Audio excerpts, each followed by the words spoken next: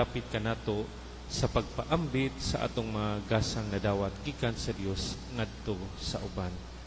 Ang ebanghelyo nga gisaysay kanato ni San Lucas nagpahinumdom kanato nga maski aduna kitay mga kasalanan o kakulangan sa kinabuhi, mamahimo gyapon kitang mopaambit sa kung unsa may anaa kanato.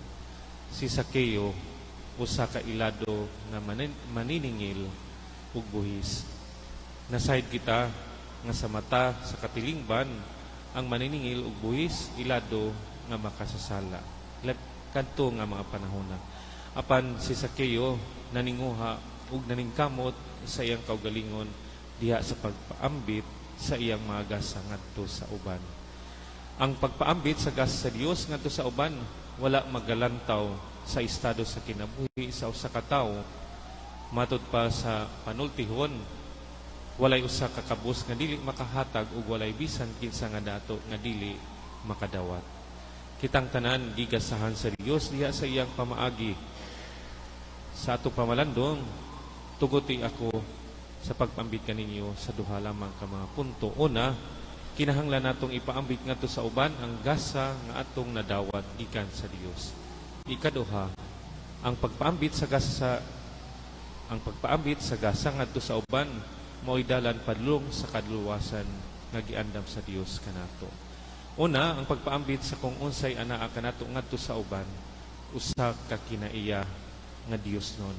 Si Jesus kanunay nga nagdapit kanato nga mamahimo kitang manggihatagon ngadto sa uban. Ang pagpaambit sa gasa ngadto sa uban usa ka hiyas nga makapahimuot gayud sa Dios. Sa atong ebanghelyo, si Sakeo na ilhan nga usa ka makasasala nga mipaambit sa iyang mga kaligayunan ngadto sa uban ug naningkamot nga mamahimong matarong diha atubangan sa Dios. Diha sa atong kinabuhi, maningkamot kitang mopaambit sa ato ang mga talento o mga gasa ngadto sa uban ug sa simbahan aron diha sa atong kaugalingon mamahimo kitang angayan atubangan sa Dios bisan pa man sa atong pagkahuyang ug pagkamasasala. Ang Dios wala maglantaw sa kung unsay sala nga atong nabuhat kundi sa kung unsay atong natabang diha sa ban. Hilabi na kung kinasing-kasing. Ikaduha, ang pagpaambit sa kaugalingong gasa ngadto sa uban mao'y dalan paingon sa atong kaluwasan. Diha sa ebanghelyo atong nadungog ang mga pulong ni Hesus nga gipadayag nganha kang Sakeo ug mingon nining adlaw karon ang kaluwasan nahiabot nining balaya. Usa ka pulong nga maoy makapahimo sa usa ka tawo nga angayan diha sa gingharian sa Dios.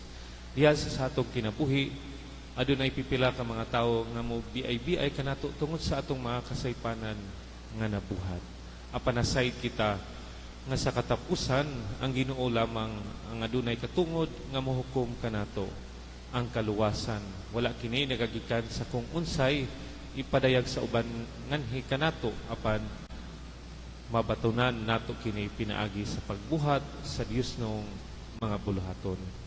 Sa katapusan, ang gasa sa pagpaambit usa ka hiyas nga angay natong mabatunan ug angay natong puy-an diha sa pagpadayon nato sa atong kinabuhi. Angay usab natong hinumduman nga diha sa atong pagkinabuhi adunay mga tawo nga dili uyon sa mga butang nga atong gibuhat bisan unsa pa kini kamaayo. Apan mamahimo natong sumbanan si Sakeo nga usa ka makasala nga gidawat sa tanang mga pagbiay kaniya ug mipadayon lamang siya sa kung unsay gusto sa Dios alang kaniya. Ang kaluwasan alang sa tanan lakip na katong makasala ug dili lamang niadtong mga matarong.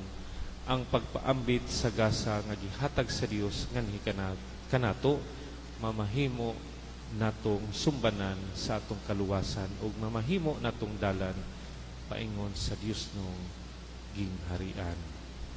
Amen.